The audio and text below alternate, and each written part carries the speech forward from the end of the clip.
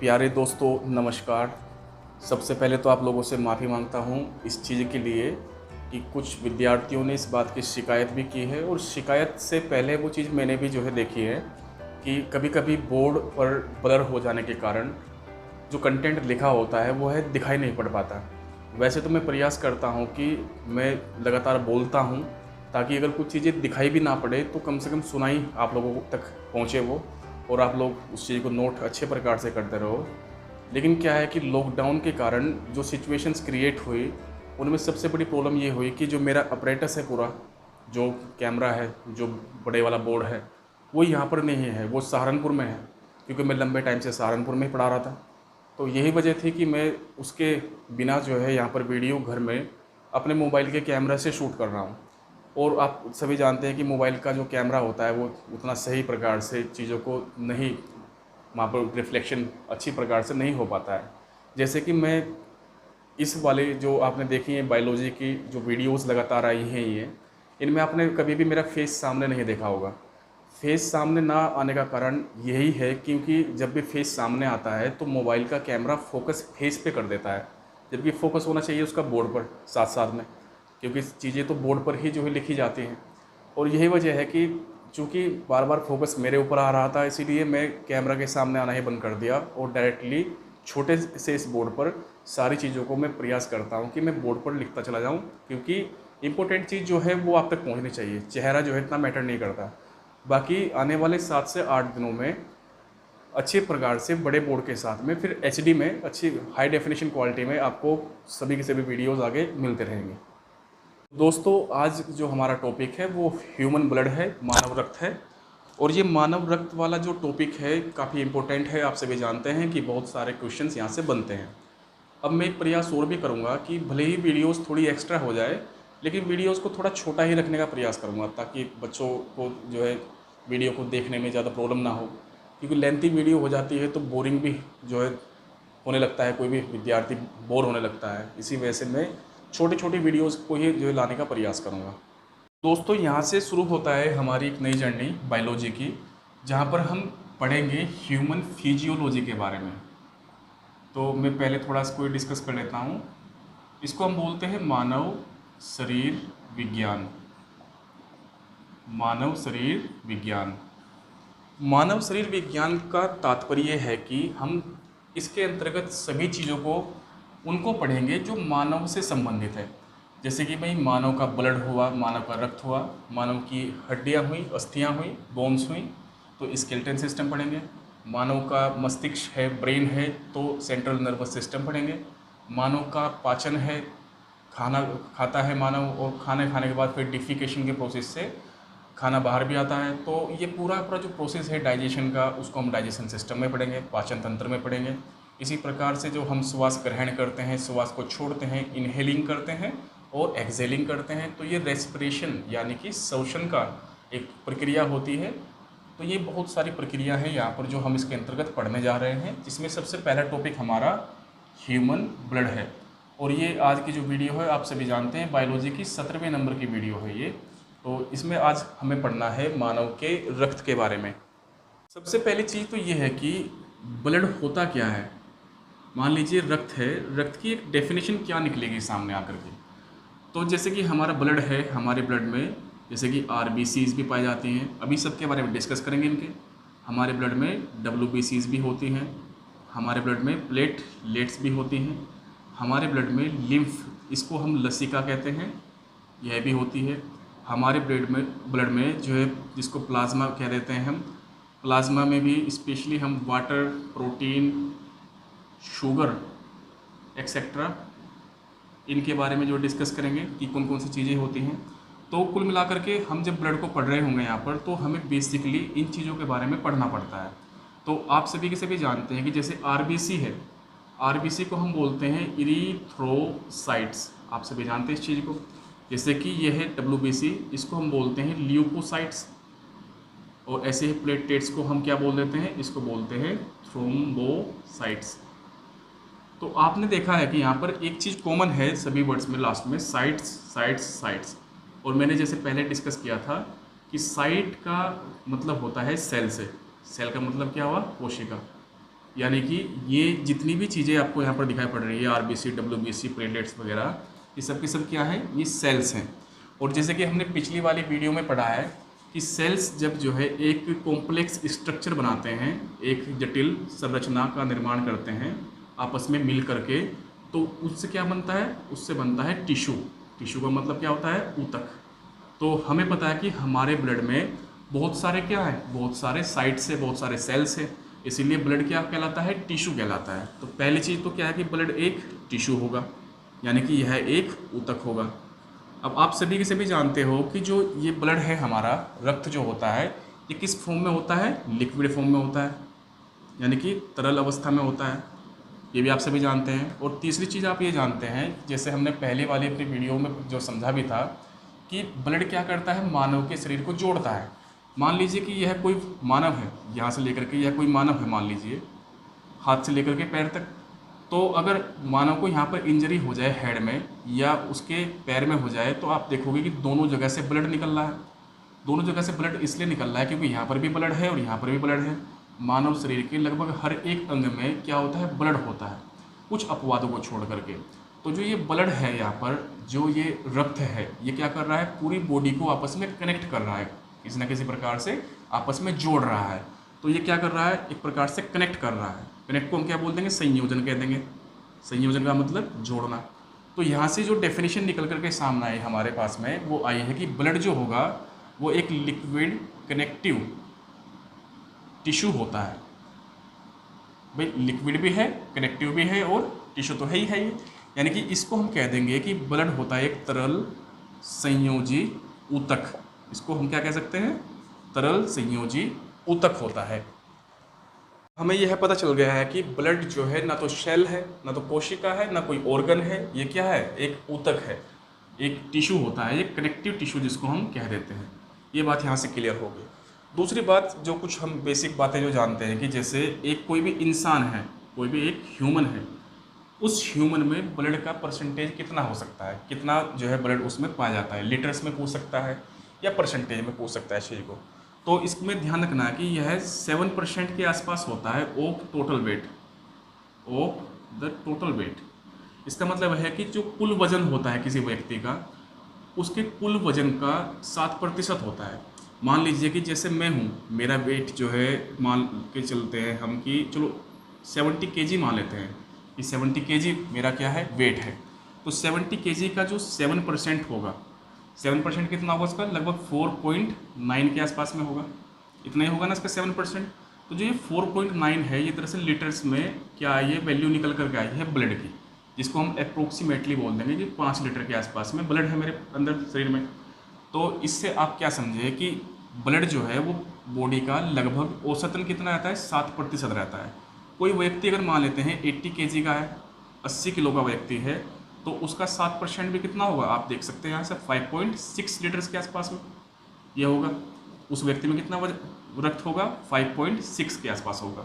तो जो ये एक आंकड़ा है, ये दरअसल एक हम कह सकते हैं कि जो कोई एक हेल्दी कोई एवरेज पर्सन है। हेल्दी एवरेज पर्सन का मतलब है कि एक स्वस्थ है, कोई औसत व्यक्ति है जिसमें लगभग 7% के आसपास में ब्लड पाया जाता है। तो हमने यहाँ पर देखा है कि 5 लीटर या 5.6 के आसपास में यहाँ पर ब्लड निकल करके आ रहा है। तो कभी कभी डायरेक्टली अगर पेपर में क्वेश्चन पूछ लिया जाए कि अगर बात करें कि एवरेज क्वांटिटी ब्लड की कितनी होगी, एवरेज क्वांटिटी का मतलब है कि लगभग औसत मात्रा एक व्यक्ति में कितनी होती है, तो ये रेंज करते हैं 5 से लेकर के 6 लीटर्स के आसपास के या इसके मध्य में। एक औसतन व्यक्ति में 5 से 6 लीटर क्या होता है, रक्त होता है। वहीं पर ही अगर बात कर लेते हैं हम कि फीमेल में, जैसे कि मेल में तो हमने बता दिया कि लगभग इतना है जो मेल होता है, जो पुरुष होगा। लेकिन जो महिलाएं होती है, महिलाओं में मान के चल लेना इस चीज़ को कि जो हम एवरेज निकालते हैं, जैसे हमने इसका एवरेज निकाला तो 7% यानी कि 4.9 के आसपास में है। तो ये पुरुष की बात हो रही है 5 के आसपास में है। तो फीमेल में लगभग मान के चल लेना कि जो 500 ml जो होता है, यानी कि मिलीलीटर, या हम इसको कह सकते हैं जो आधा लीटर होता है, वो लगभग कम रहता है। जैसे कि एग्जाम्पल के तौर पर मैं बताऊं, किसी व्यक्ति में, पुरुष में अगर 5 लीटर्स जो है क्या है, 5 लीटर्स अगर क्या है उसमें ब्लड है, तो महिला में 4.5 लीटर्स के आसपास हो जाता है। बस इतना वेरिएशन होता है। और ये मैं आपको एक औसत बता रहा हूँ, कुछ लोग हो सकता है कि इसमें अपवाद की श्रेणी में भी आते हैं। तीसरी चीज़ हम यहाँ पर देखते हैं कि ब्लड का पीएच वैल्यू क्या होता है। पीएच वैल्यू, तो ब्लड का पीएच वैल्यू 7.4 होता है, ये बात तो आपको याद रखनी है। अब यहाँ पर हम देखते हैं कि ये पीएच क्या होता है। तो पीएच को हम बोलते हैं दरअसल पावर ऑफ हाइड्रोजन, और पावर ऑफ हाइड्रोजन को का प्रयोग ये एक प्रकार का स्केल होता है, एक प्रकार का ये पैमाना होता है। इसमें हम देखते हैं कि किसी भी पदार्थ की एसिडिटी, जिसको हम अम्लीयता कह देंगे,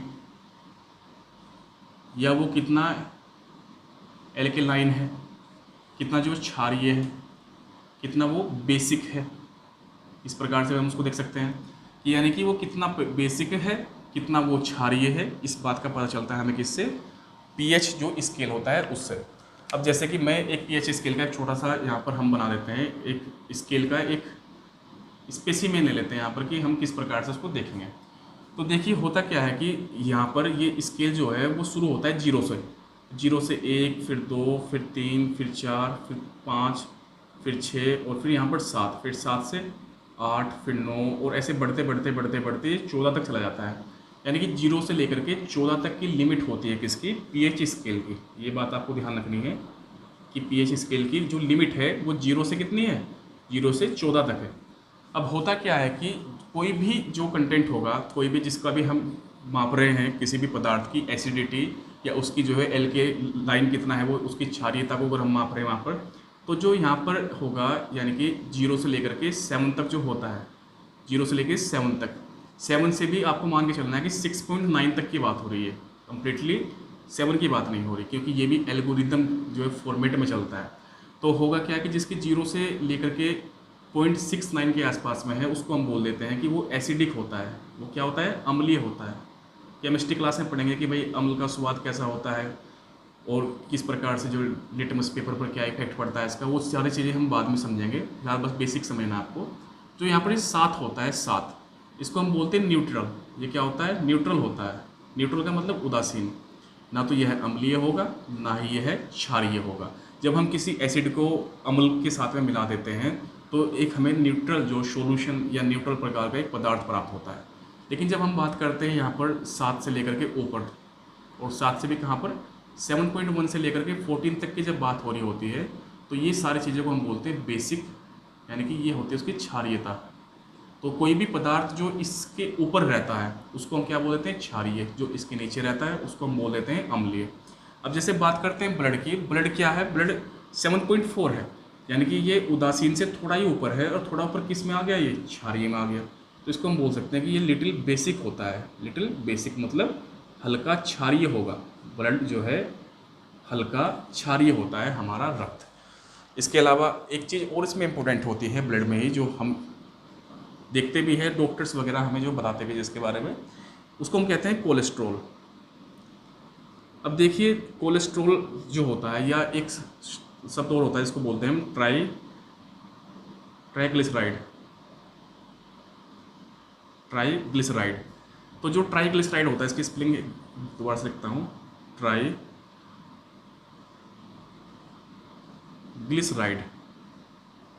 तो ट्राइग्लिसराइड हो या कोलेस्ट्रॉल हो, ये ब्लड में मौजूद होती है फैट की मात्रा।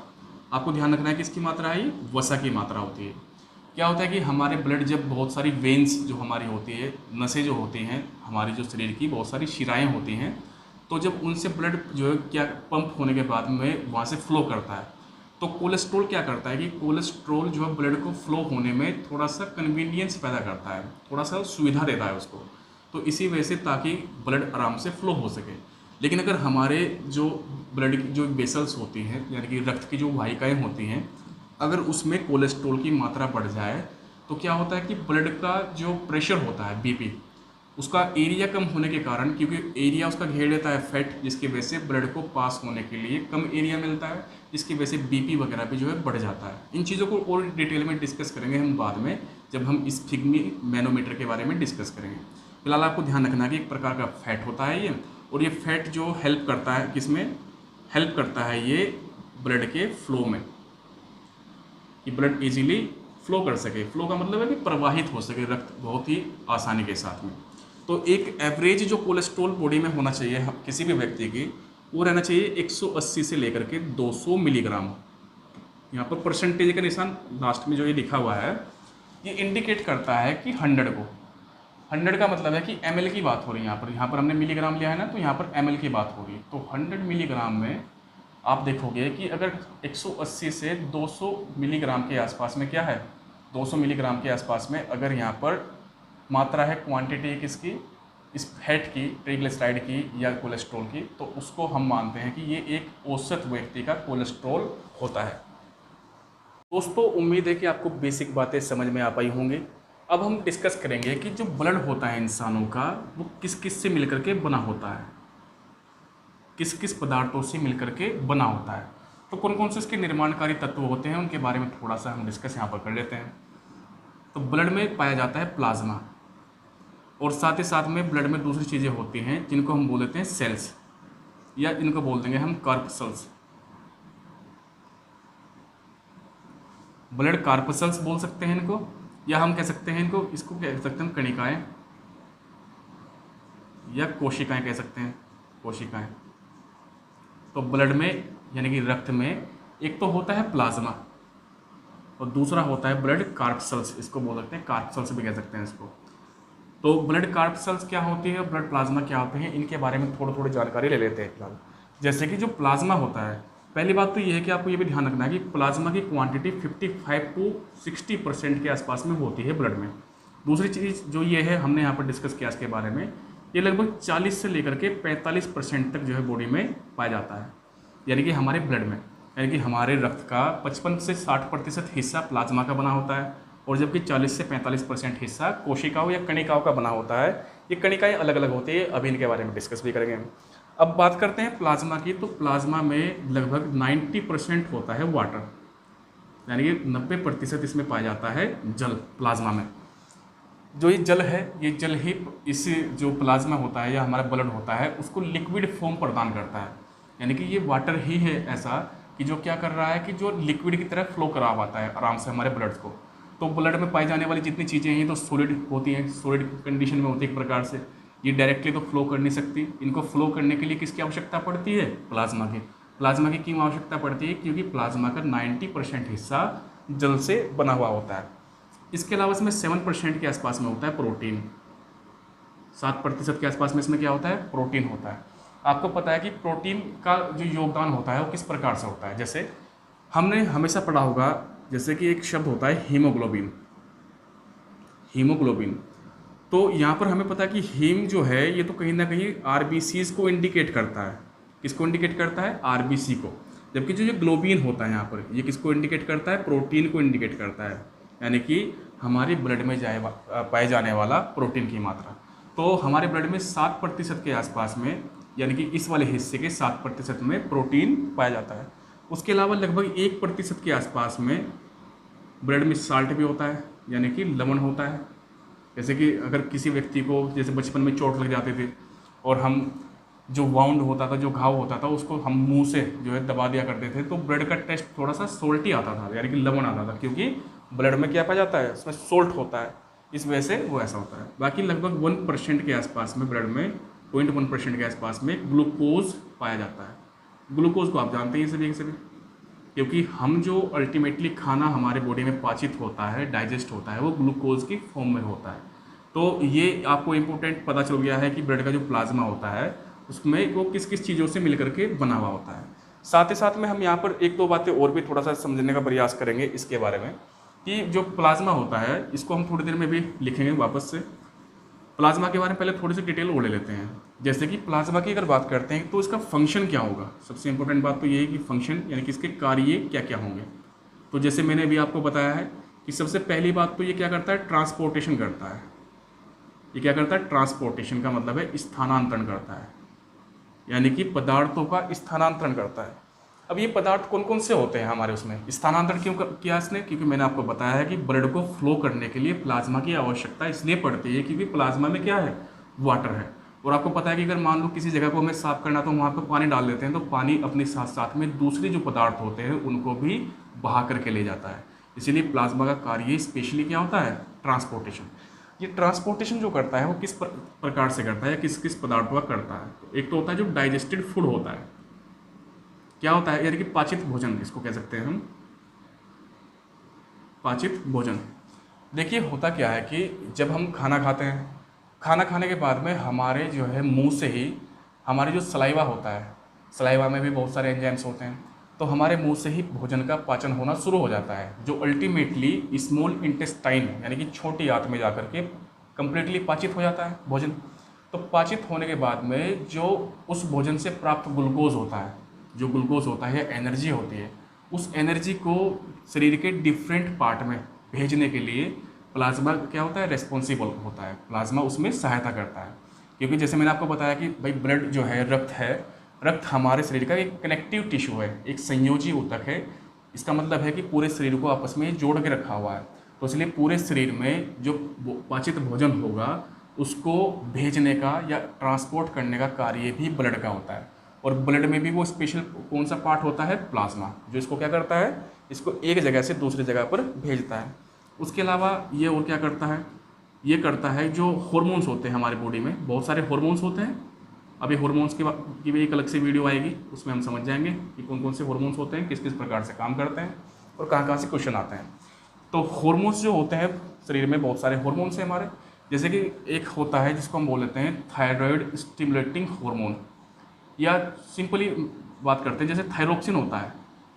थायरोक्सिन के अलावा एक हार्मोन होता है एड्रिनलिन हार्मोन। तो ये जो दो हार्मोन्स होते हैं ये हमारी हार्ट बीट से संबंधित होते हैं। हमारी जो हृदय गति होती है, जो धड़कनें होती है, उनको कम या ज़्यादा ये करते हैं। तो ये कम या ज़्यादा तभी करेंगे जब ये ब्लड के साथ में क्या हो जाए, मिक्स हो जाए। तो अचानक से जब हम किसी चीज़ से डर जाते हैं या घबरा जाते हैं तो हमारी हार्ट बीट बढ़ती है। वो इसलिए बढ़ती है क्योंकि ब्लड में क्या रिलीज़ हो गया, हार्मोन। लेकिन इस हार्मोन को पूरे बॉडी में जो है ट्रांसपोर्ट करने का कार्य किसका है, वो प्लाज्मा का है। इसके अलावा जो ये और क्या ट्रांसपोर्ट कर सकता है, बेसिक सा हम यहाँ पर देख लेंगे, उसको हम कह सकते हैं एक्सक्रीटरी जो प्रोड्यूसेस होते हैं, यानी कि जो उत्सर्जी, इसको कह देंगे हम उत्सर्जी, जो प्रोड्यूसेस के लिए शब्द है उत्पाद कह देंगे इसको, या उत्पाद ही समझ लेंगे। उत्सर्जी उत्पाद, उत्सर्जी उत्पाद क्या क्या होते हैं, जैसे हमारे शरीर में जो हमारी किडनी होती है वो क्या करती है, ब्लड को फिल्टर करती है। क्योंकि ब्लड में क्या हो जाता है, बहुत सारे इंटॉक्सिकेंट्स भी इकट्ठे हो जाते हैं बॉडी में लगातार सप्लाई होने के क्रम में। जैसे कि ये जो ब्लड है ये हमारे उससे बॉडी से CO2 को एक्सक्रीट करता है लंग्स के माध्यम से। जो रेस्पिरेशन के बाद में ऑक्सीजन CO2 में बदल जाती है, उसको यह लंग्स की हेल्प से बाहर निकाल लेता है। क्योंकि अगर CO2 हमारे शरीर के अंदर रहेगी तो हमारे शरीर का टेम्परेचर लगातार बढ़ता हुआ चला जाएगा, जिसकी वजह से जो है व्यक्ति लगातार बीमार रहेगा, बहुत सारी समस्या हो जाती है अगर ये ना बाहर आए।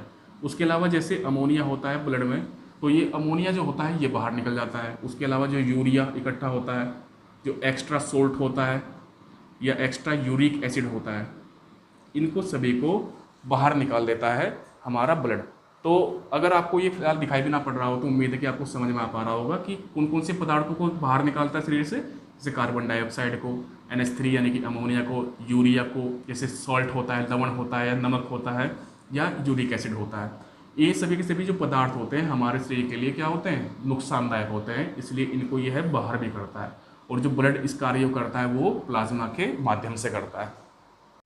दूसरा जो इम्पोर्टेंट पार्ट होता है ब्लड का, उनको हम बोलते हैं जो ब्लड की कार्पसेल्स होते हैं। ब्लड की कार्पसेल्स को हम क्या कहते हैं, चलो मैं लिख देता हूँ यहाँ पर, ब्लड कॉर्पसेल्स। इनको हम क्या देते हैं, रक्त कणिकाएं, रक्त कणिकाएं। तो दूसरा काम जो दूसरी जिन चीज़ों से मिलकर के हमारा ब्लड बना होता है वे होती है रक्त कणिकाएं। अब रक्त कणिकाओं का जो हिस्सा है मैंने आपको बताया कि 40 से 45% के आसपास में बॉडी में पाए जाते हैं। तो इनमें कौन कौन से पार्ट्स होते हैं उनको थोड़ा सा हम देख लेंगे। जैसे कि RBC होती है, जैसे कि WBCs होती हैं, और जैसे कि प्लेटलेट्स होती हैं।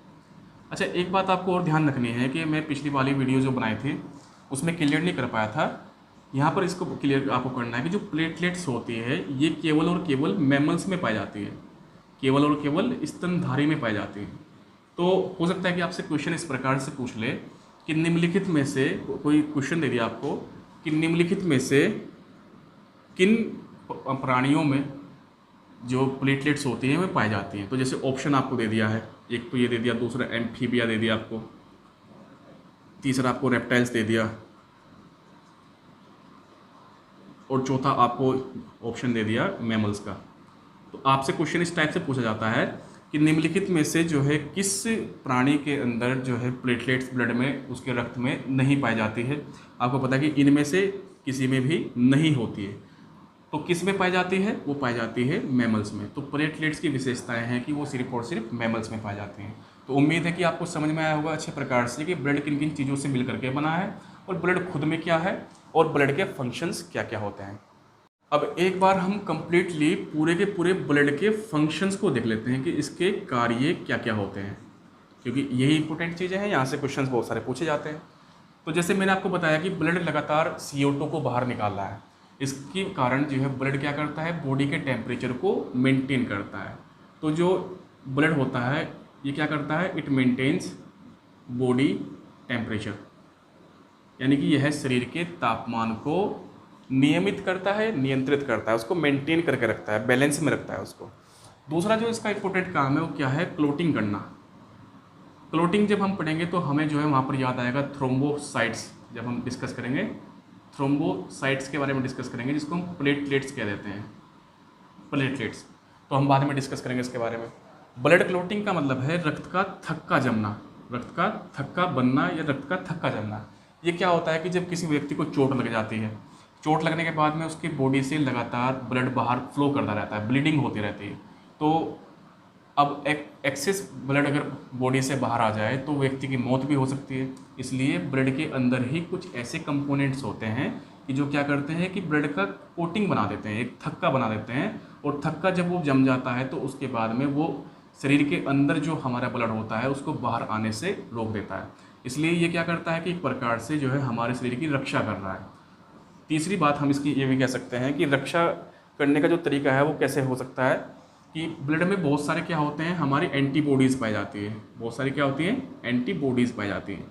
इसको हम कह सकते हैं कि ये हमारी जो इम्यूनिटी होती है, इम्यूनिटी का मतलब है कि शरीर की जो प्रतिरक्षा होती है, या इसको हम इम्यून सिस्टम भी कह सकते हैं, प्रतिरक्षा तंत्र कह सकते हैं, कि एक प्रकार से हमारा इम्यून सिस्टम होता है।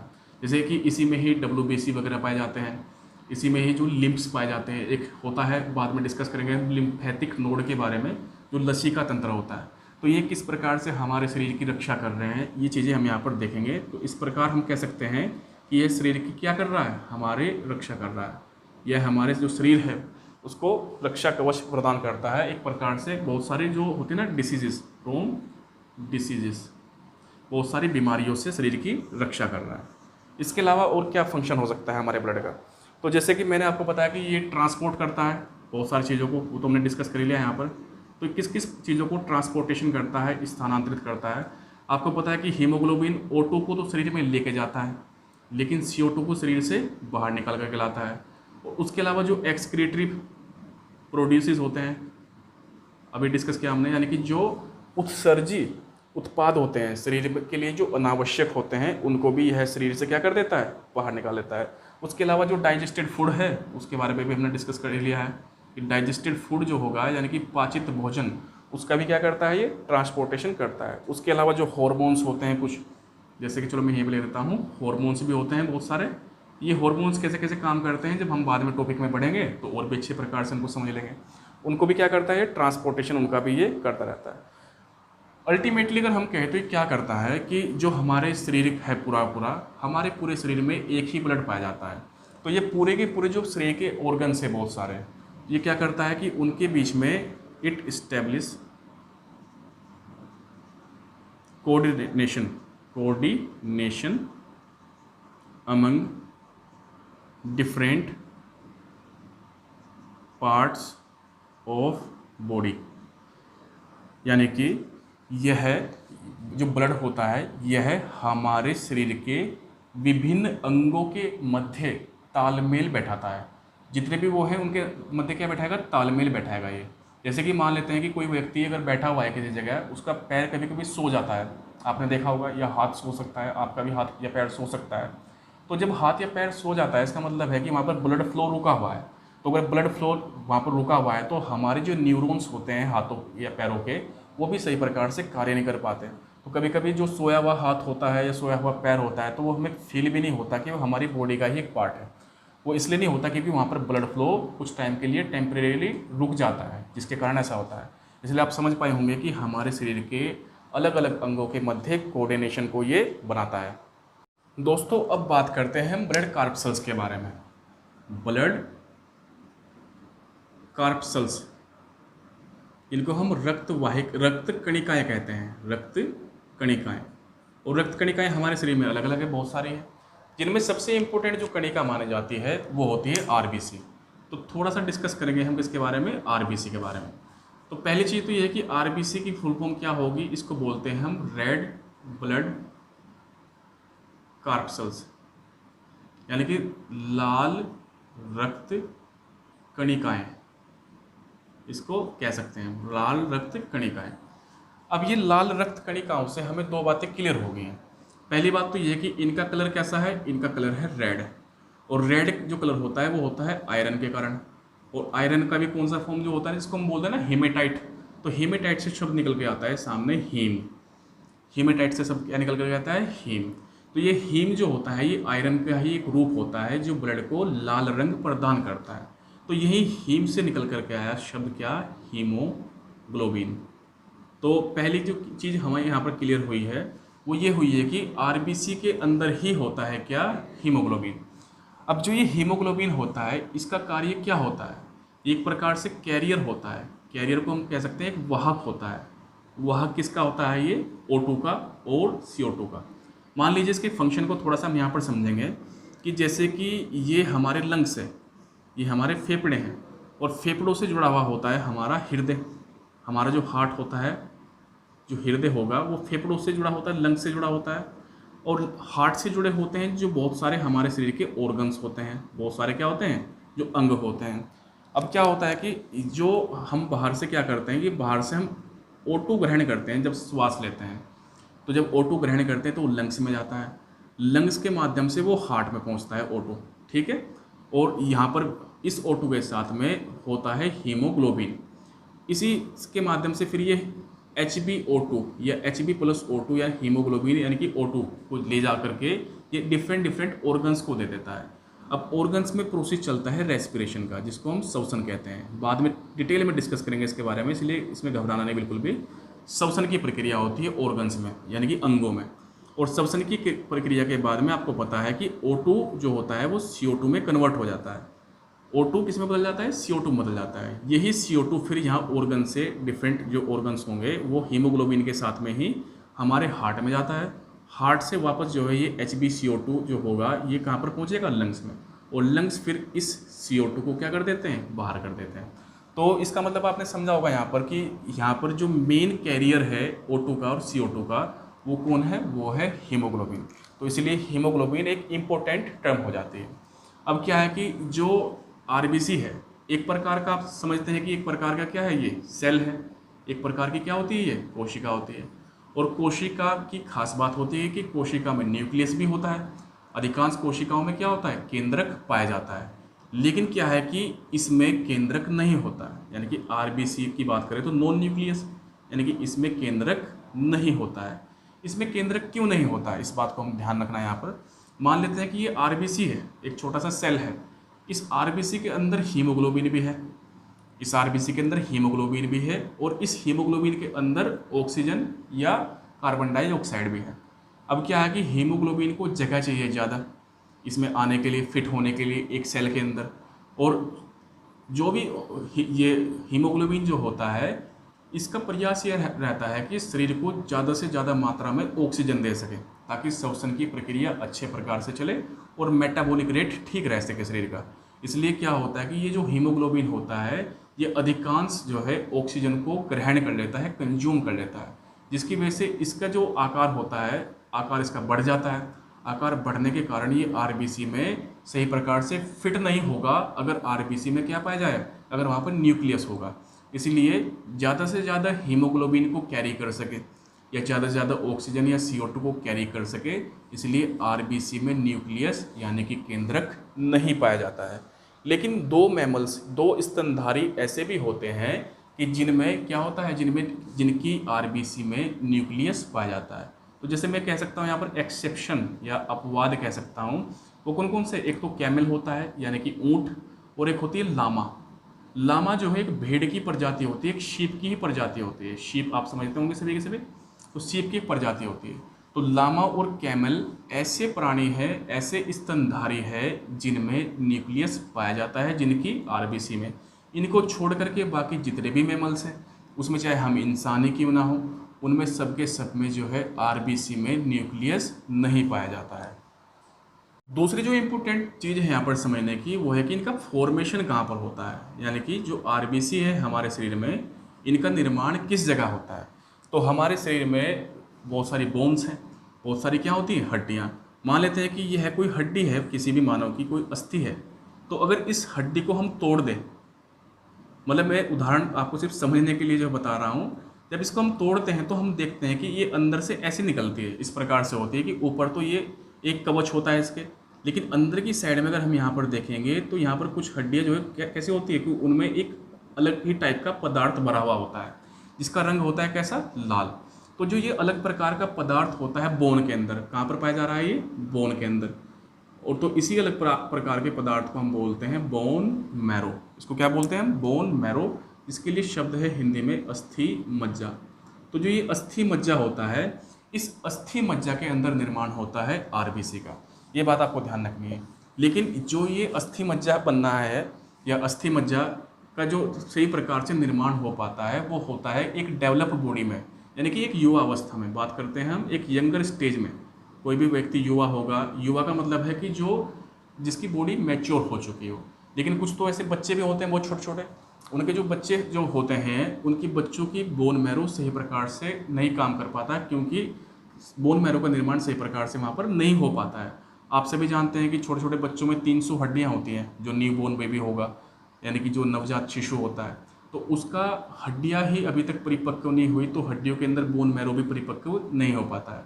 इसलिए एक बात ध्यान रखनी है कि जो एम्ब्रायोजेनिक स्टेज होगी, एम्ब्रायोजेनिक स्टेज जिसको हम कह सकते हैं, जो होती है भ्रूणावस्था। भ्रूणावस्था यानी कि जब एक भ्रूण होता है, यानी कि बच्चा माँ के गर्भ में होता है, तो गर्भ यानी कि पैदा होने से पहले जो ये आरबीसी होती है, उसके शरीर में इनका निर्माण होता है उस बेबी के लीवर में, यानी कि यकृत में। ये ध्यान रखना है कि बहुत इंपॉर्टेंट क्वेश्चन है, बहुत ही यूनिक तरीके से पूछा गया है इसको आईएएस के एग्ज़ाम में भी, और पीसीएस के एग्ज़ाम में भी ये आता रहता है, खास करके यूपी में। तो क्या है कि इसमें क्वेश्चन पूछा जाता है, जैसे जब अधिकांश बच्चे जानते हैं कि बोन मैरो में निर्माण होता है आरबीसी का, लेकिन जो एम्ब्रायोजेनिक स्टेज होगी, भ्रूणावस्था होगी, उस दौरान यह लीवर में यानी कि यकृत में बनता है। अब ये तो हमें जानकारी हो गई है कि इनका निर्माण कहाँ हो रहा है, लेकिन बात होती है कि इसका जो लाइफ स्पैन होगा, या इसकी जो हम कह सकते हैं आयु जो होती है आरबीसी की, वो कितनी रहती है।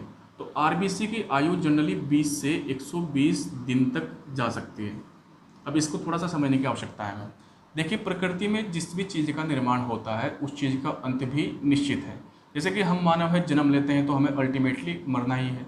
ऐसे ही हमारी पृथ्वी है, उसने लगभग 4.5 अरब वर्ष पहले जन्म लिया, और आने वाले लगभग इतने समय में पृथ्वी का विनाश भी तय है। तो जाहिर सी बात है कि हर चीज़ की एक आयु होती है, उसी प्रकार से आरबीसी की भी क्या है, एक आयु होती है। आरबीसी में होता क्या है कि जो आरबीसी जो कैरियर, अब मैंने आपको बताया पहले से ही कि आरबीसी में पाया जाता है हीमोग्लोबिन। हीमोग्लोबिन के माध्यम से बॉडी में O2 या CO2 का ट्रांसपोर्टेशन करता है आरबीसी। अब क्या होता है कि आरबीसी का एक वर्क इफ़िशियंसी होती है। कुछ आरबीसी के अणु ऐसे होते हैं, यानी कि आरबीसी कुछ ऐसी होती हैं जो बहुत जल्दी तीव्रता के साथ में ऑक्सीजन या CO2 का ट्रांसपोर्टेशन कर देती है। तो उनका जब वो साइकिल पूरा हो जाता है, यानी कि वो बहुत जल्दी ही अपना काम पूरा कर देती है। कुछ आरबीसी ऐसी होती है जिनको अपना काम पूरा करने में थोड़ा समय लगता है। तो जाहिर सी बात है कि जो जल्दी से काम पूरा कर देगी, उनकी आयु भी क्या हो जाएगी, कम हो जाएगी, और जो थोड़ा देरी से करेगी उनकी आयु बढ़ जाती है। तो 20 से 120 दिन, अब किसी की 30 भी हो सकती है, किसी की 50 भी हो सकती है, 100 भी हो सकती है, 70 भी हो सकती है। मिनिमम 20 होगा और मैक्सिमम 120 दिन जो है किसी भी आरबीसी की आयु हो सकती है। इसके अलावा जो नेक्स्ट बात है वो ये है कि आरबीसी का जो है डिस्ट्रक्शन, यानी कि आरबीसी का नष्ट कहाँ पर होंगे। तो आरबीसी जो होती है उनका डिस्ट्रक्शन, यानी कि ये नष्ट कहाँ पर होती है, फिनिश कहाँ पर होती है जाकर के। मान लीजिए कि अपनी आयु पूरी कर ली आरबीसी ने, उसके बाद में उसका अंत कहाँ पर होता है, तो इस बात को ध्यान रखना है। तो अंत होता है उसका लीवर में, और साथ ही साथ में कभी कभी स्प्लीन में। स्प्लीन, लीवर को हम यकृत कहते हैं, और इसी के समीप जो है एक और छोटा सा अंग होता है जिसको हम प्लीहा कहते हैं। बाद में जब हम डाइजेशन सिस्टम पढ़ेंगे तो जानेंगे दोनों के बारे में तसल्ली से। बस इतना ध्यान रखना है कि लीवर में ही क्या होता है, अधिकांश जो होती हैं 99% के आसपास में जो डिस्ट्रक्शन हो रहा है वो कहाँ पर होता है, लीवर में होता है। इसलिए लीवर को हम बोल सकते हैं graveyard of RBC. Graveyard of RBC, यानी कि आरबीसी का कब्रिस्तान भी इसको कहा जा सकता है। आरबीसी का कब्रिस्तान, पेपरों में सिंपल क्वेश्चन इस टाइप से पूछते हैं कि आरबीसी का कब्रिस्तान किसको कहते हैं, तो आप इसको यहाँ से समझ सकते हैं। प्यारे दोस्तों, कुछ बातें आरबीसी की और भी हैं जो काफ़ी इंपॉर्टेंट होती है, इसको भी थोड़ा समझने का प्रयास करते हैं। जैसे कि आरबीसी काउंट की बात करते हैं। आरबीसी काउंट यानी कि आरबीसी की गिनती करना या गणना करना। तो आरबीसी काउंट के लिए हम एक यंत्र का प्रयोग करते हैं जिसको बोलते हैं हीमोसाइटोमीटर। अब देखिए, कभी कभी अगर याद नहीं होते शब्द तो इनसे हम आइडिया लगा सकते हैं। जैसे हीमो इंडिकेट कर रहा कहीं ना कहीं किसको, आरबीसी को। क्यों? क्योंकि यहाँ पर साइट भी आ गया। साइट का मतलब शेल, और मीटर का मतलब है कि उसको हम मेजर कर रहे हैं। उसको हम क्या कर रहे हैं, मेजर कर रहे हैं, या उसको हम काउंट कर रहे हैं। तो आरबीसी को काउंट करने के लिए हीमोसाइटोमीटर का हम यूज़ करते हैं। दूसरी बात एक हमें यहाँ पर ध्यान रखनी है कि कभी कभी क्या होता है कि हम लोग जैसे माउंटेन्स एरिया में चले गए। जो माउंटेन एरिया होता है यानी कि पर्वतीय जो क्षेत्र होगा, पर्वतीय क्षेत्र में क्या होता है कि हमारी बॉडी को दो समस्याएं हमारे साथ में होती है। एक तो हम जब कोई क्लाइंबिंग कर रहे होते हैं, पर्वतों में जा रहे हैं तो क्लाइंबिंग कर रहे हैं, क्लाइंबिंग करेंगे तो हम जो है टायर्ड भी फील करेंगे। हमारी जो टायर्डनेस है वो बढ़ जाएगी, यानी कि हम थकेंगे, और थकेंगे तो हम जो है हमारी जो सांसें होंगी, यानी कि जो इनहेलिंग का प्रोसेस होगा और एक्सहेलिंग का प्रोसेस, एक्सहेलिंग यानी कि श्वास लेना और श्वास छोड़ना, उसकी प्रक्रिया क्या हो जाएगी, तेज़ हो जाएगी। तो हमें जल्दी जल्दी से ऑक्सीजन चाहिए होगा, जल्दी जल्दी से ऑक्सीजन, हम जो CO2 को बाहर भी छोड़ते हैं क्योंकि हम थकते हैं ऊपर जा कर के। दूसरी चीज़ क्या है कि हाइट बढ़ने के साथ साथ में, आप लोगों ने अगर ज्योग्राफी को पढ़ा हो, हाइट बढ़ने के साथ साथ में जो एटमॉस्फेरिक गैसेस होते हैं, वातावरण की जो गैसें होती हैं, उनकी मात्रा में कमी आती है। तो कहीं ना कहीं ऑक्सीजन भी उसी का हिस्सा है, तो उसकी मात्रा में क्या आ जाएगी, कमी आ जाएगी। तो एक तो ऑक्सीजन की मात्रा कम होगी, दूसरा हम वहाँ पर थक रहे हैं। तो इससे समस्या क्या होती है कि जो हमारे बॉडी में आरबीसीज होती हैं, आरबीसी को उतनी मात्रा में ऑक्सीजन नहीं मिल पाता जितनी मात्रा में बॉडी अच्छे प्रकार से फंक्शन कर सके। इसलिए क्या होता है कि माउंटेन एरिया में जा कर के यह फंक्शन प्रॉपर रूप से चलता रहे, तो आरबीसी जो काउंट होता है, यानी कि आरबीसी की जो संख्या होती है वो 30% के आसपास में क्या आ जाती है, बढ़ जाती है। तो यही कारण है कि आरबीसी पहाड़ों में जाकर के, पहाड़ी क्षेत्रों में जाकर के हमारे शरीर में उसकी संख्या बढ़ने लगती है। पहाड़ी क्षेत्र का मतलब जनरली वही 4200 मीटर से ऊपर की जो हाइट होती है, जनरली वहाँ की ये बात हो रही। तो 30% मैक्सिमम जो हो सकता है कि ये हमारे शरीर में बढ़ जाए। लेकिन कभी कभी जब व्यक्ति सो रहा होता है, गहरी नींद में हो, ये दूसरा पॉइंट आप यहाँ पर लिख लेना, पहला ये है, दूसरा ये है, जब व्यक्ति जो है नींद में हो, तो नींद में होने के कारण क्या होता है कि एक तो हमारा शरीर थक नहीं रहा होता, हम रेस्ट में होते हैं, एक रेस्ट कंडीशन में होते हैं, बॉडी को कोई एक्सटर्नल एफर्ट नहीं लगाना पड़ रहा होता।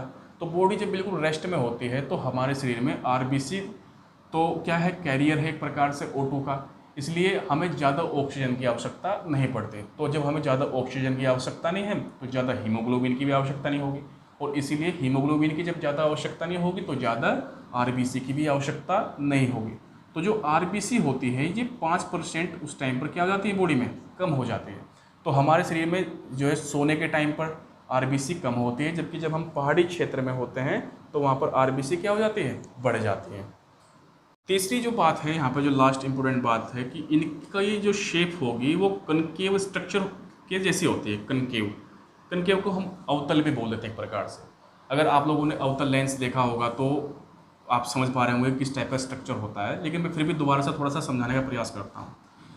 दरअसल क्या होता है कि मान लीजिए कि जैसे कोई गोल गोल, पहली बात तो ये कि सेल है, और अधिकांश सेल जो होते हैं जो मैमल्स में पाए जाते हैं उनके स्ट्रक्चर कैसा होता है, गोल होता है, वो राउंडेड होते हैं, गोल से फॉर्मेट में होते हैं। ऐसे ही आरबीसी भी क्या है, गोल है पहली बात तो। लेकिन क्या होता है ना कि ये बीच में से सप्रेस होती है। बीच में से कैसे होती है, सप्रेस, दबी हुई होती है। तो जैसे कि कटोरी टाइप की होती है ना, कटोरी टाइप की इस टाइप से जो स्ट्रक्चर निकलता है, जैसे आपने देखा होगा कंकेव लेंस जो होगा उसमें जब यहाँ पर रेज पड़ती है तो उसका जो रिफ्लेक्शन होता है वो यहाँ पर बैठता है आकर के, लगभग यहाँ पर बैठता है वो रिफ्लेक्शन ऐसे प्रकार। जब हम फिजिक्स पढ़ेंगे तो वहाँ पर इसको अच्छे से समझेंगे। तो ये भी कॉनकेव स्ट्रक्चर इसका इसलिए माना गया है क्योंकि ये गोल होती है लेकिन बीच में से दबी होती है और कोने में से उभरी हुई होती है। जो ये एजिस है इसके, जो इसके किनारे हैं वहाँ से उठी हुई होती है, जबकि बीच में से ये धसी हुई होती है, सप्रेस होती है। आरबीसी को हम इरिथ्रोसाइट भी कहते हैं। मैंने वैसे पहले बता दिया था इसके बारे में, लेकिन फिर भी एक बार लिख सकते हो। ये इसका बायोलॉजिकल नेम है, इसका यानी कि बायोलॉजी वाला जो नाम इसको दिया गया है वो है इरिथ्रोसाइट्स। ये नाम थोड़ा याद रखना क्योंकि बाद में भी बहुत जगह काम पर आएगा। इसके अलावा हम बात करते हैं नेक्स्ट वाली जो हमारी ब्लड कार्पसेल्स है, उसको हम क्या कहते हैं। दूसरी जो हमारी कार्पसेल्स है उसको हम बोलते हैं WBC, या इसको कह सकते हैं वाइट ब्लड कार्पसेल्स या श्वेत रक्त कणिकाएं, श्वेत रक्त कणिकाएं इनको कह सकते हैं दूसरी वाली को। अब इनका जो ये नाम है, इनको श्वेत क्यों कहा गया? ऐसा नहीं है कि ये श्वेत होती है, ऐसा नहीं होता कि ये श्वेत होती है, लेकिन इसको थोड़ा सा ना डिस्टिंग्विश करने के लिए, थोड़ा सा अंतर एक जो दिखाने के लिए हम इसको क्या बोल देते हैं, वाइट ब्लड कार्पसेल्स कह देते हैं। जो वाइट ब्लड कार्पसेल्स होती हैं इनकी जो शेप होती है वो होती है अमीबा जैसी। जैसे अमीबा आपने देखा होगा, अमीबा के जैसी इनकी आकृति होती है। जैसे इस टाइप का होता है अमीबा, इस टाइप से, तो उसमें बीच में जैसे न्यूक्लियस वगैरह पाया जाता है। तो आपने देखा होगा कि जो अमीबा होता है, अमीबा की एक जो शेप होती है वो किस प्रकार से होती है, थोड़ी सी इरेगुलर टाइप होती है, यानी कि अनियमित प्रकार की होती है अमीबा की शेप। तो उसी प्रकार से शेप होती है किसकी, WBC की। WBC की जो दूसरी खास बात है वो क्या है कि WBC को ना तो ऑक्सीजन को कैरी करना, ना ही CO2 को कैरी करना, इसीलिए इसमें हीमोग्लोबिन में नहीं होता। तो ये एक प्रकार से खुली हुई का मतलब है कि ओपन टाइप की एक जो है कार्पसेल्स होती है, एक जो है कणिका होती है, इसलिए इसमें न्यूक्लियस पाया जाता है। इसलिए इसमें क्या होता है, इसमें केंद्रक पाया जाता है। ये एक इसके साथ में एक इम्पोर्टेंट टर्म है। तीसरी चीज़ यहाँ पर यह है कि इसका फॉर्मेशन कहाँ पर होगा। फॉर्मेशन आप समझ रहे होंगे, यानी कि इनका निर्माण कहाँ पर होता है। तो जैसे कि बोन मैरो वहाँ पर इम्पोर्टेंट था, ऐसे ही बोन मैरो यहाँ पर भी क्या हो जाएगा, इम्पोर्टेंट हो जाएगा। तो इनका भी निर्माण कहाँ पर हो रहा है, अस्थि मज्जा यानी कि बोन मैरो में हो रहा है। लेकिन बोन मैरो के अलावा इनका निर्माण कुछ और अंग भी ऐसे हैं जहाँ से इनका निर्माण हो जाता है। इनका निर्माण होता है जिसको हम बोलते हैं लिम्फेटिक नोड। एक होता है लसिका तंत्र। अगर हम बात करते हैं लसिका तंत्र की, तो लसिका तंत्र को हम थोड़ा समझेंगे अभी थोड़ी देर के बाद में। फिलहाल आपको समझना है कि लिम्फेटिक नोड में भी इनका क्या हो जाता है, निर्माण हो जाता है। और इसीलिए जो है इनको हम कभी कभी लिम्फोसाइट्स भी कह देते हैं। इनको क्या कह देते हैं, WBC को लिम्फोसाइट्स भी कहते हैं। वैसे इन जनरल अगर बात करें तो इनका जो बायोलॉजिकल नेम होता है वो होता है ल्यूकोसाइट्स। देखिए अगर आपको याद आ रहा हो तो मैंने जब प्लास्टिड आपको पढ़ाया था, जिसको हम लवक कहते हैं पेड़ पौधों में, तो वहाँ पर था एक ल्यूकोप्लास्ट। और ल्यूकोप्लास्ट को हम क्या मान के चले थे कि वह कलरलेस टाइप का एक प्लास्टिड होता है, यानी कि जिसका कोई रंग नहीं होता। तो जिसका कोई रंग नहीं होता उसको हम क्या बोल देते हैं, उसको श्वेत बोल देते हैं। श्वेत मतलब वाइट कह देते हैं उसको, बस जनरली ये बात है। जैसे पानी को हम कभी कभी बोल देते हैं कि पानी श्वेत है, जबकि जनरली देखा जाए तो पानी का तो कोई रंग होता ही नहीं। पानी में तो जिसको भी कलर को मिलाया जाएगा पानी उसके जैसा हो जाएगा। इसी प्रकार से ये भी होते हैं। तो श्वेत है इसलिए यहाँ पर ल्यूको शब्द का इस्तेमाल हुआ। लिम्फो क्यों हुआ, क्योंकि इनका निर्माण कहीं ना कहीं लिम्फ्स में भी या लिम्फेटिक नोड जिसको लसिका तंत्र कहते हैं उसमें भी हो जाता है। बाकी इनका लीवर में भी इनका निर्माण कभी कभी होता है, कभी कभी इनका निर्माण स्प्लीन में भी होता है। लेकिन ध्यान रखना है कि जो आपको एक सिस्टमेटिक ऑर्डर दिया हुआ है यहाँ पर, उसके तहत ही आपको इन चीज़ों को समझना है। जनरली जो 90% से ज़्यादा जो इनका निर्माण होता है वो कहाँ पर होता है, बोन मैरो में होता है। बाकी जगह भी थोड़ा थोड़ा निर्माण इनका हो सकता है। इसके अलावा अगर इनकी हम लाइफ स्पेन की बात करें, लाइफ स्पेन का मतलब है कि इनकी उम्र कितनी होगी लगभग, तो ये 2 से 4 दिन तक ही जीवित रह सकती है।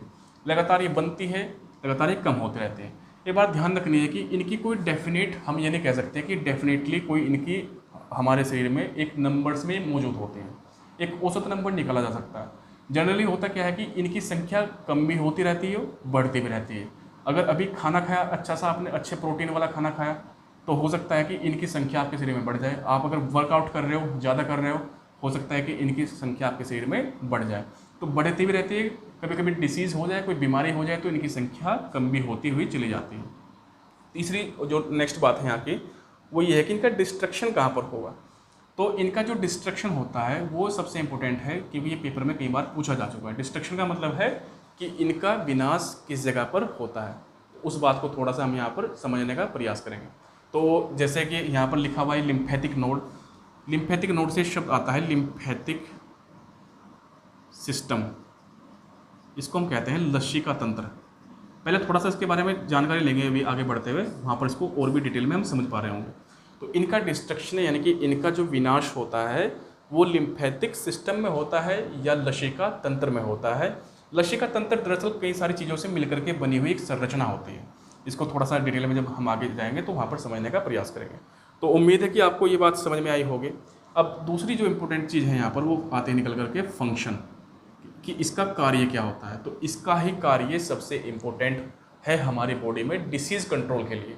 डिसीज़ कंट्रोल का मतलब है कि बीमारियों के नियंत्रण के लिए इसी का ही इम्पोर्टेंट रोल होता है। इसीलिए एक प्रकार से ये एक इम्पोर्टेंट कंपोनेंट होता है हमारे इम्यून सिस्टम का, यानी कि यह हमारे प्रतिरक्षा तंत्र का, हमारे प्रतिरक्षा तंत्र का क्या होता है, ये एक प्रमुख घटक होता है, क्योंकि यह हमारे शरीर की बीमारियों से क्या करता है, रक्षा करता है। जितनी भी बीमारियां हैं, डिसीजेस है, उनको शरीर में इजीली एंटर नहीं करने देता है। मान लेते हैं कि कोई जैसे वायरस वगैरह है, कोई छोटा मोटा वायरस है, आपने जैसे फिलहाल देखा होगा कि कोरोना वायरस कुछ लोगों को हुआ और वो ठीक भी हो गए।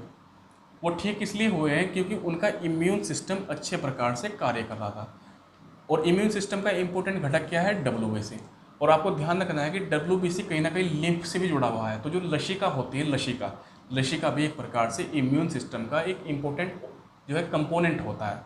तो WBC हमारे शरीर को प्रतिरक्षा प्रदान करता है बीमारियों से, इसलिए ये इम्पोर्टेंट हो जाता है। कभी कभी पूछ लिया जाता है, पेपर में क्वेश्चन आ गया था कि WBC और RBC का रेशो क्या रहता है बॉडी में। तो रेशो रहता है 1:600, यानी कि हमारे शरीर में अगर 600 RBC होंगी तो एक हमारे बॉडी में होगी WBC। इसका मतलब ये है कि WBC की संख्या RBC की तुलना में बहुत कम होती है।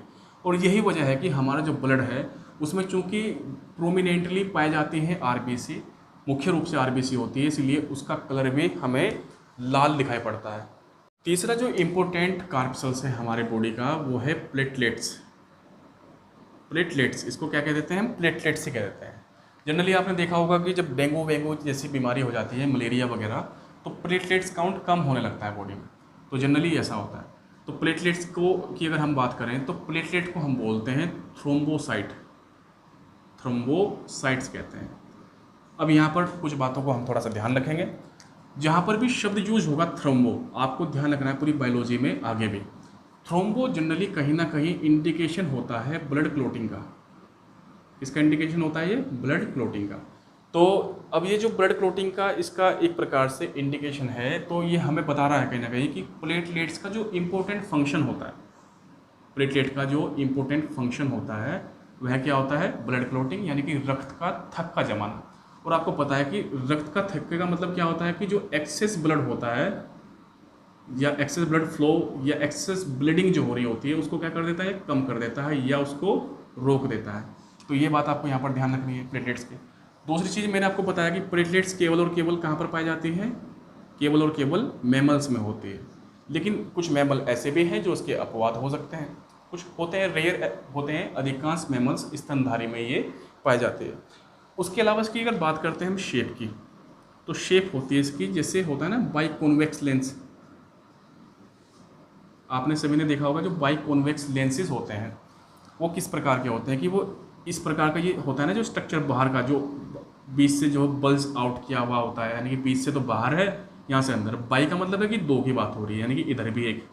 तो इस प्रकार से जो ये स्ट्रक्चर है, ये संरचना है, ये होती है किसकी, प्लेटलेट्स की, इसलिए इंपॉर्टेंट हो जाता है। उसके अलावा बात करते हैं इसके फॉर्मेशन की, तो इसका फॉर्मेशन भी यानी कि इसका निर्माण भी सेम बोन मैरो से ही होता है। तो उम्मीद है कि आपको बोन मैरो समझ में आ पाया होगा कि इसका हमारे शरीर में सबसे इम्पोर्टेंट रोल है। सबसे इम्पोर्टेंट रोल इसलिए क्योंकि ये ब्लड को के फॉर्मेशन में बहुत ज़्यादा भूमिका निभा रहा है। इसी से आपको पता है WBC भी बननी है, RBC बननी है, प्लेटलेट्स बननी है। तो इसलिए इसका बहुत इंपॉर्टेंट रोल हो जाता है जो हमारी बॉडी में हमारी हड्डियों के मध्य जो बोन मैरो पाया जाता है। इसके अलावा फॉर्मेशन इसका है तो लाइफ इसकी बस इतना ध्यान रखना है कि सबसे ज़्यादा लाइफ होती है आरबीसी की, सबसे कम होती है डब्ल्यूबीसी की। तो प्लेटलेट्स आ जाएगा बीच में, प्लेटलेट्स की रहती है 3 से लेकर के 5 दिन, यानी कि ये आरबीसी से डब्ल्यूबीसी से थोड़ा सा ज़्यादा टाइम तक जीवित रह सकती है। उसके अलावा बात करते हैं इसकी डिस्ट्रक्शन की, यानी कि इसका विनाश कहाँ पर होगा या फिनिश कहाँ पर होगी, नष्ट कहाँ पर होती है। तो शरीर का अंग है जिसको हम स्प्लीन कहते हैं या प्लीहा कहते हैं, जिसको वहाँ पर इसका क्या हो जाता है, इसका विनाश हो जाता है। फंक्शन आपको इसका पता ही है। और बाकी अगर हम बात करते हैं एक इंपॉर्टेंट चीज़ और भी यहाँ पर ध्यान रखनी है कि प्लेटलेट्स जो होती है ना, इसमें न्यूक्लियस जो होता है नहीं पाया जाता है, इसमें न्यूक्लियस नहीं पाया जाता है, केंद्रक इसमें नहीं होता है। तो उम्मीद है कि आपको ह्यूमन ब्लड के फंक्शन का पता चला है, आपको साथ में ये पता चला कि इसकी एक डेफिनेशन का पता चला है आपको, और आपको ये पता चला होगा कि इसके जो अलग अलग कंपोनेंट्स हैं उनके क्या क्या डिफरेंट कार्य होते हैं, और यहाँ से बहुत सारे क्वेश्चंस पूछे भी जाते हैं। दोस्तों बस लास्ट चर्चा करते हैं हम थोड़ी सी ब्लड क्लॉटिंग के बारे में। ये जो ब्लड क्लॉटिंग वाला जो टॉपिक है, यानी कि रक्त का थक्का जमना, देखिए एक बात आपको ध्यान रखनी है कि मैं जब भी अपनी कोई भी क्लास या वीडियो कक्षा जो बनाता हूँ उसमें मैं प्रयास करता हूँ कि सारे कंटेंट को जो है एक ही शॉर्ट वीडियो में डालने का प्रयास करूँ, ताकि आप लोगों को इधर उधर से एक्स्ट्रा किताबें ना पढ़नी पड़े और एक्स्ट्रा जो है आपको सोर्सेज की ज़रूरत ना पड़े। तो इसलिए मैं यहीं पर ही सारी चीज़ों को डिस्कस करने का प्रयास करता हूँ। जैसे बात करते हैं ब्लड क्लॉटिंग की, तो ब्लड क्लॉटिंग एक इंपॉर्टेंट रोल है, आपको पता है किसका रोल है ये, इसमें जो इंपॉर्टेंट रोल प्ले कर रहा है वो करता है प्लेटलेट्स। अभी हमने डिस्कस किया इसके बारे में, प्लेटलेट्स। दूसरी चीज़ें आपको यहाँ पर ध्यान रखनी है कि ब्लड क्लॉटिंग में दूसरा इंपॉर्टेंट रोल जो होता है वो होता है लीवर का, जो हमारा यकृत होता है। यकृत में 2 कंपोनेंट का फॉर्मेशन होता है, 2 चीज़ों का यहाँ पर, 2 घटकों का यहाँ पर निर्माण होता है, 2 प्रमुख घटक होते हैं। तो जो 2 प्रमुख घटक होते हैं जिनका निर्माण होता है उनके कार्यों को हम थोड़ा थोड़ा करके यहाँ पर समझेंगे। फिलहाल हमें यहाँ पर जो समझना है वो क्या है कि वो जो हमारे 2 प्रमुख घटक हैं वो कौन कौन से होते हैं। तो एक तो होता है हेपेरिन, देखो इसके नाम से ही आपको पता चल रहा होगा, मैंने आपको पहले वीडियोज़ में बताया था कि जहाँ पर जैसे हेपेटिक होता है, हेपेटाइटिस होता है, तो ये सभी का संबंध होता है किससे, लीवर से होता है। ऐसा ही एक होता है यहाँ पर जिसको हम बोलते हैं फिब्रिन। ऐसा क्या होता है, एक कंपोनेंट दूसरा फिब्रिन होता है, फिब्रिन। तो ये जो हेपेरिन है और ये फिब्रिन है, ये कहीं ना कहीं इनका संबंध होता है किससे, ब्लड के क्लॉटिंग से संबंध होता है। अब ब्लड के क्लॉटिंग से इनका संबंध कैसे होता है उसको हम थोड़ा सा यहाँ पर समझेंगे कि कैसे कैसे ये कार्य करता है। अभी सारा मामला यहाँ पर समझ में आपके आ जाएगा। आपको पता है पहली चीज़ कि ब्लड क्लॉटिंग होती है कहाँ पर, प्लेटलेट्स में, यानी कि प्लेटलेट्स ही इंपॉर्टेंटली रिस्पॉन्सिबल होती है, थोड़ा सा योगदान इसका भी होता है। वो कैसे होता है कि जो हमारी ब्लड प्लेटलेट्स होते हैं उनको हम थ्रोम्बोसाइट्स भी कहते हैं। ऐसा इसलिए कहते हैं उनको क्योंकि उनमें थ्रोम्बोप्लास्टिन पाया जाता है। उनमें क्या होता है, थ्रोम्बोप्लास्टिन होता है। इस थ्रोम्बोप्लास्टिन के साथ साथ में उसमें प्रोथ्रोम्बिन भी होता है। ये इंपॉर्टेंट घटक होते हैं, इंपॉर्टेंट कंपोनेंट होते हैं प्लेटलेट्स के। आपको ये भी पता है कि ब्लड में कैल्शियम की मात्रा भी ठीक ठाक होती है। तो हमारी जो प्लेटलेट्स है उसमें तो 2 चीज़ें ये है ही है, साथ में हमारे ब्लड में कैल्शियम की भी क्या होती है, मात्रा होती है। अब इन तीनों के कॉम्बिनेशन से जो चीज़ बनती है, सामने निकल करके आती है, उसको हम बोलते हैं थ्रोम्बिन। उसको क्या कहते हैं हम, थ्रोम्बिन कहते हैं। तो इन तीनों के कॉम्बिनेशन से पहले बनता है थ्रोम्बिन। तो स्टेज फर्स्ट में तो होगा क्या, ये वाली सिचुएशन सामने आएगी, जो स्टेज पहले वाले हैं यहाँ पर होगी। फिर क्या होगा कि स्टेज जो 2 होगी उसमें जो ये थ्रोम्बिन होता है, जो यहाँ पर हमारा थ्रोम्बिन बना है, ये जो थ्रोम्बिन होता है ये फिर रिएक्शन करता है फिब्रिनोजेन के साथ में। ये फिब्रिनोजेन जो होता है कहाँ पर बनना है, ये अभी मैं यहाँ पर लिख देता हूँ, फिब्रिनोजेन। ये जो है फिब्रिन या फिब्रिनोजेन, इसको हम जो है इसी का ही जब फिब्रिन के साथ में जब फिब्रिनोजेन के साथ में थ्रोम्बिन मिल जाता है तो उसका फिब्रिन आ जाता है, और इसका जो ये लास्ट वाला बिन भी इसी में काउंट हो जाता है। तो इससे फिब्रिन बनता है। ये बनता है कहाँ पर, लीवर में, अभी हमने डिस्कस भी किया। इन दोनों के जो है मिलने से क्या बन जाएगा, सिर्फ फिब्रिन आ जाएगा सामने निकल करके, यानी कि फिब्रिन आ जाएगा यहाँ पर। ठीक है, तो पहले रिएक्शन से थ्रोम्बिन बना, दूसरी रिएक्शन से क्या बना, फिब्रिन बना। और जो ये फिब्रिन होता है यही जब ब्लड के साथ में बाकी का जो ब्लड होगा उसके साथ में जब ये रिएक्ट करता है तो फिर वहाँ पर क्या बन जाता है, क्लोट बन जाता है। दोबारा से फिर से मैं आपको यहाँ पर एक बार डिस्कस करना चाहूँगा देखिए लीवर में निर्माण हो रहा है फिब्रिन का। फिब्रिन को हम यहाँ पर पूरा कंप्लीटली लिख लेते हैं। फिब्रिनोजेन का निर्माण हो रहा है एक प्रकार से, सिंपली समझना आपको। ये जो फिब्रिनोजेन होता है ये इस प्लेटलेट्स में जो पाई जा रही चीज़ें, ये दोनों चीज़ें कहाँ पर थी, ये थी प्लेटलेट्स में। और बाकी का जो हिस्सा ब्लड का उसमें क्या था, उसमें कैल्शियम भी था। तो प्लेटलेट्स की दो कंपोनेंट जब कैल्शियम के साथ में रिएक्ट कर देते हैं तो थ्रोम्बिन बना देते हैं। ये जो थ्रोम्बिन होता है जो लीवर में निर्माण हो रहा है फिब्रिनोजेन का, उसके साथ में निर्माण करके ये फिब्रिन का निर्माण करता है। ये जो फिब्रिन होता है जब ब्लड के साथ में रिएक्ट करता है, पूरे ब्लड के साथ में क्या किया इसने, रिएक्ट किया, यानी कि क्रिया की, तो उससे क्लोट बन जाता है। और ये क्लोट क्या करता है अल्टीमेटली, जो ब्लीडिंग होती है, ब्लीडिंग का मतलब जो रक्त प्रवाह होता है उसको कम कर देता है या उसको समाप्त कर देता है। अगर घाव छोटा मोटा है, वाउंड छोटा मोटा है, इंजरी छोटी मोटी है तो ये क्लोट कर देगा। अगर बड़ी इंजरी है तो फिर क्लोटिंग जो है हो पाना संभव नहीं हो पाता है। क्लोटिंग होती तो है लेकिन छोटे मोटे स्तर पर, वो इतनी होती है कि ब्लड का जो एक्सेस फ्लो है उसको रोक नहीं पाती है।